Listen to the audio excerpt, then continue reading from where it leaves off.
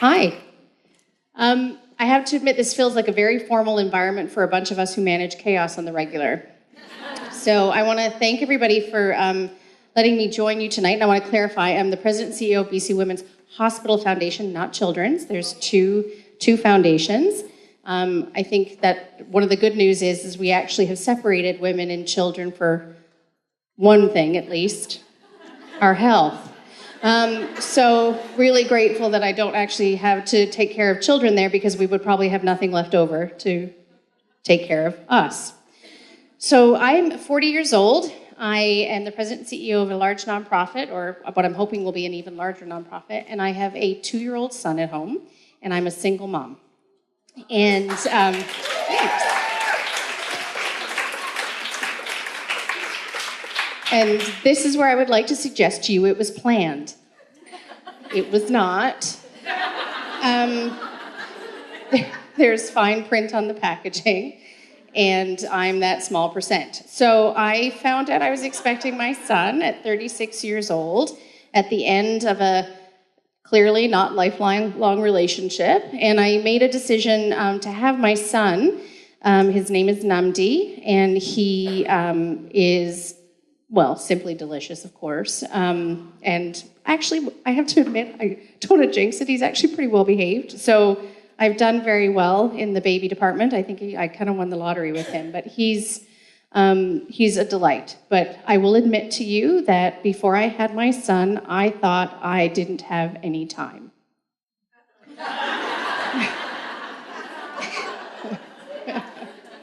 I had no fucking clue what I was talking about. And for anybody who may be pregnant with their first child in this room, I don't know, learn a language, a musical instrument, and lose 20 pounds, because this is the only time you're going to have to do any of those things. Truly. So if you happen to still be in a position where you don't have children, now would be a time to learn how to exercise, eat well, connect with other people, learn how to be mindful, possibly have sex. Those are all things that you might want to do now. If you have children, which I'm assuming most people in this room do, life is very different after you have a child, for lots of different reasons.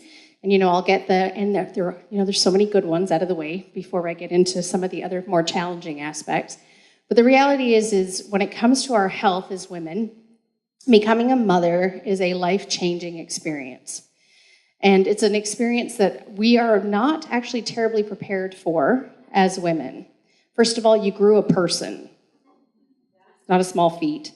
And then some of us fed that person from our bodies for a long period of time. And that impacted our physiology. It impacted us in so many different ways. One of them being sleep. I love, there's a book up here about sleep. It's very sweet. We have a lot that we have to adjust to. And so just to speak to what was said earlier, I represent an organization that specifically exists to bring philanthropy and investment to bear to improve the health of women. And we have not been included in clinical trials. We've only been included in clinical trials for the last 20 years in this country. And we still experience significant bias in the healthcare system as a result, because you don't know what you don't know. And so if the science hasn't bared out, doctors actually don't know how to treat you and your unique conditions, because we actually haven't researched it well yet. And so what we do as women when it comes to our own health and well-being is actually the biggest single thing you can do to improve your own health outcomes. And so we as women too are waiting far longer to have kids, and there's lots of good and valid reasons for that. But now, we now have toddlers and menopause coming together in ways that I don't think God intended. So there's a lot of things changing for us that we aren't necessarily prepared for. And to be fair, they don't know anything about menopause either, just FYI, like absolutely nothing. And so to have all of these things coming together, how we actually choose to take care of ourselves is really important. So when I found out I was expecting my son, there was about 45 minutes of crying in the shower and sheer panic, and then 6 pregnancy tests. And then I finally took the one that digitally told me exactly how long I was pregnant, and then I had to believe it because then I knew when it happened. And so I was really not sure what I was going to do because I knew I was going to probably have to raise my son on my own, and which lots of people do, so I'm not even suggesting that that's a feat in and of itself. But one of the things that I did for myself that I think holds true to all moms is I gave myself one piece of advice: do you. And it was the best thing that I ever actually did. I literally have, and I'm not exaggerating, I can count on one hand the number of times I've felt guilty as a mother. And I fail him left, right, and center. Like, don't give me, he's probably going to need therapy like all good children will. But he and I have an understanding. The day that he was born, I looked at him and I said, dude, it's me and you against the world. We got to figure this out as we go. And a big part of that has been a significant learning experience for me when it comes to my own health and my own well-being and the decisions I have to make every single day to put myself further up the ladder as it pertains to what I need, which is completely the opposite of what we're told to do as women. We as women are the sinew of culture. We hold everything up and we hold everything together. Even when we try not to, or we try to do it poorly so somebody will take it on, the reality is we're still responsible for so many things. And then you add the fact that when you have a child, you have no sleep, you have no money, you have no sex, you eat McDonald's, you think walking through the grocery store is exercise. There's all of these things that are now coming together that are really difficult to manage. And so I just want to share some things that I've learned from being around healthcare that I think are really important.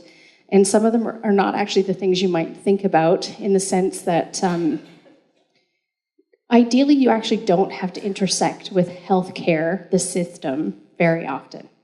So you want to do your best to actually have as little reason as is needed to come to my hospital, unless it's to have a baby. We 7,500 of those a year are born at our hospital, so we do that relatively well. And we also provide a ton of amazing clinics that are really important to the lives of women.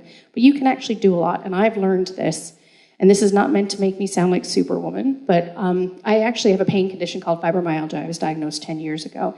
And if I'm not physically active, it actually really causes me a lot of discomfort. So I get up at 4:30 in the morning, and I go to the gym before my son and our live-in child caregiver wake up, so that I'm home before they get up in the morning to exercise. Not everybody can do that, but you need to figure out when and how you can actually fit it in. And I don't know about you, but after I had my kid, my schedule all of a sudden is now in 15-minute segments. So he's reading something. I have 15 minutes to pee, put in a load of laundry, empty the dishwasher, and we do these things. And so even if you manage to parse those things out, are really important. I think it's also absolutely important that we do all of the things that you hear. You got to eat well. You do actually need to sleep. So if your kid's not sleeping, this book might actually be helpful for you, because sleep is important. Meditation and spiritual practice is also really important. So is connection. So is sex, which you're going to hear about later as well. Just to be fair, I'm probably having the least of anybody in this room, but I hear it's really important. Because I don't also have time to fit dates and all that fun stuff in either. But the thing that you also need to be able to do is, who here is 40 or older and willing to put their hand up? I hope everybody who put their hand up has had a mammogram. Okay, if you haven't, go get one.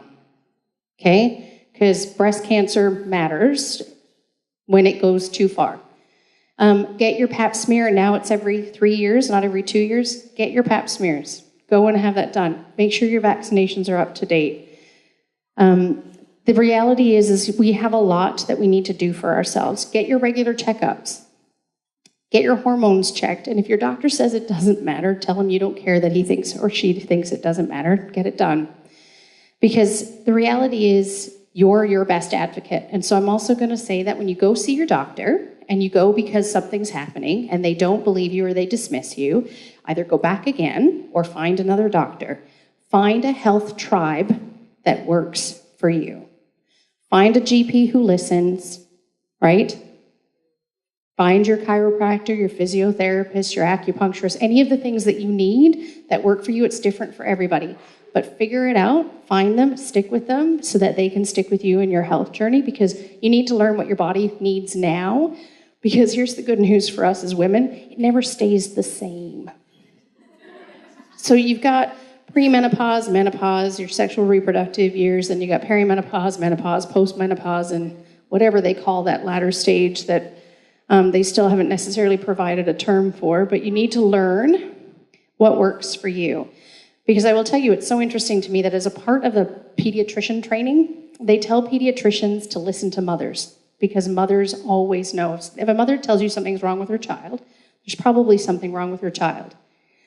For some reason, that is not translated to us and our knowledge of ourselves. I live in this body every day. There's nobody who knows this body better than I do. And so if something's happening, get the attention that you need and advocate for yourself. Because the reality is a lot of us are also moving through that stage of having kids in our 40s and in our 50s, because we're all, my son's going to be in high school in my 50s. By the time my mother was 50, I'd been married for, I also got divorced. It didn't work out, but was married for a while. And it's really hard to think about how our lives change and our hormones change during that time, because if you don't develop good habits now, when you have the least amount of time, which I know sounds completely counter, the 50s are actually some of the hardest years mentally for women. So the statistics show us that there's highest prevalence of depression during that decade. And so if you don't figure it out now, you're going to find yourself in your 50s dealing with a ton of body changes, a ton of hormonal changes, and a ton of other societal issues and challenges that come with getting older as a woman. So it's in your favor, not just for today, but your future, to be able to put all that together. Because we know the least about women's health in her aging years. And so we don't know enough. We're just now figuring out hormone replacement therapy. We're now figuring out that heart disease we've always known heart disease kills women more than cancer kills them, but we're now just starting to figure out heart disease in women is completely different than it is in men. We have higher prevalence of stroke. We've got breast cancer in those years. We have bone density concerns in those years and fragility fractures, all of which can actually be mitigated with the choices that you make right now. And so putting yourself at the top of the list from a health perspective is incredibly important. So if I leave you with anything today, it really is, quite simply, all of the cliches you hear, and they're cliches for a reason. You put yourself first, and then everything else will follow after it. And it sounds selfish, but why the hell not? Like, honestly, if I can't put myself first, my son is at a deficit. And so for me, when I take that time to meditate, I take that time to journal, I take that time to work out, the time that I'm actually spending with my son is far more intentional. It's far less stressful. I get to enjoy him in a very different way. I'm also not 20 pounds heavier and tired and all of the things that come with that. And because the healthcare system actually still hasn't figured out how to work with us yet, and I'm working on figuring that out with my friends like Lori Brotto, we have to do the work for ourselves. So I'm incredibly excited for get-togethers like this. I think it's phenomenal that you guys have all taken your time out. And you all look like you intentionally also made sure you looked good when you came out tonight. And I've been wearing this since 8 o'clock this morning, so my feet are killing me. This is another example of that stupid stuff we as women do. I'm bandaged from one end of my feet to the other right now. But I'm encouraged by the fact that you're here. And so learn about your bodies, figure out what works for you. And let me finish with one piece of advice that I also figured out myself that has nothing to do with healthcare. If there are women in your life who are not additive to how you choose to live your life and how you choose to parent, you need to find other people to surround yourself with, because the choices you make for you are the right ones. Thank you so much for the time.